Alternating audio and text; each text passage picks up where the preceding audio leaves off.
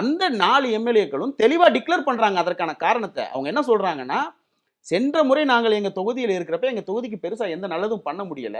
திமுக ஆட்சி இருந்துச்சு. இந்த முறையும் இருக்குது. தற்போது இருக்கக்கூடிய தலைமை வந்து எது தலைமை? அதாவது சி.மி. சண்முகம் அவர்கள் தலைமையில் ஒரு தலைமை இருக்கு. அது தலைமையா? இல்ல எடப்பாடி அவர்கள் கூட இருக்குதே இது தலைமையா?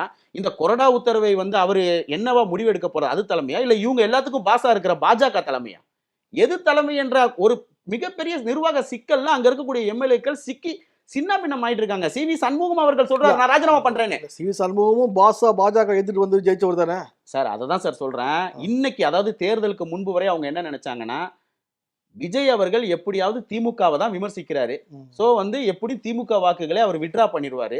இந்த 2 கேப்ல எப்படி நார்த்ல எல்லாம் பாஜக ஜெயிச்சு ஆட்சிக்கு வரும். அந்த மாதிரி நாம ஆட்சிக்கு வந்துருவோம்னு ரொம்பவே ஸ்ட்ராங்கா அவங்க நம்பிட்டு இருந்தாங்க. அதனால வந்து அதிகாரத்தை கைப்பற்ற போவதாக இருந்த எடப்பாடி அவர்களை யாரும் எதிர்க்கவில்லை.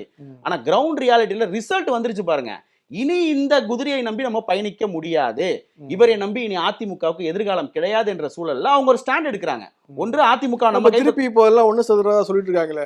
ஆமா, அமைச்சர் பதவி கிடைக்காதனால வந்துட்டாங்கன்ற மாதிரி விமர்சனங்கள் வருது. அமைச்சர் பதவி கிடைக்காதனால வந்துட்டதெல்லாம் தப்பு. ஏன்னு கேட்டீங்கன்னா, அது எப்படி இரட்டை சின்னத்துல இருக்கக்கூடிய சி.வி. சண்முகத்துக்கு கூப்பிட்டு விஜய் அவர்கள் வந்து அமைச்சர் பதவி கொடுப்பாரு? என்ன அப்ப எப்படி ரெட்டையில இருந்துட்டு பொதுச்செயலாளர் எடப்பாடி பழனிசாமி ஏத்துக்கிட்டு 25 பேர் ஆதரவு கொடுப்பாங்க? அவங்களுடைய கட்சியோட உள் விவகாரம் நல்லா கேட்டுக்கோங்க. அதுதான் நான் ஒரு நேத்து கூட சொன்னேன். ஏங்க அதிமுகல ஒரு பிரச்சனை நடந்தா முதல்வர் விஜய் பொறுப்பு, திமுகல ஒரு பிரச்சனை நடந்தா அவர் பொறுப்பு, அவங்க கட்சியில நடக்கிற உள் பிரச்சனைக்கும் இவர் தான் பொறுப்பு. அவங்க கட்சிக்காரங்க யார் தலைமைன்னு சரியான முடிவெடுக்க முடியாம அவங்க ராஜினாமா பண்றாங்க. யார் ராஜினாமா பண்ண சொல்லி நிர்பந்திக்கிறா? அவங்க ராஜினாமா பண்றாங்க. நீங்களே பிடிச்சி நிப்பாட்டி இருக்கணும் அவங்கள.